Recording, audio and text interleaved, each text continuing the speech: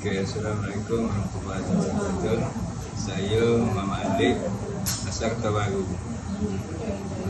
Sebelum saya kena Al-Fashidu ni, saya pernah buat camp 2-3 kali. Lepas tu saya kena Al-Fashidu pula, saya cuba tolong Al-Fashidu. Jadi pengalaman saya buat 12 dan 13 kali ni, alhamdulillah saya dapat Al-Fashidu lebih berkesan daripada camp lah, bagi saya lah.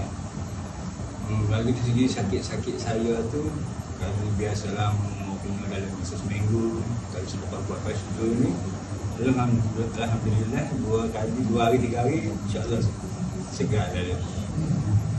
Tapi saya siapkanlah siapa tak pernah buat, cuba terus buat lah. Untuk kesihatan. Lagipun benda ni sunnah, kita beri balik sunnah Rasulullah kita. Terima kasih.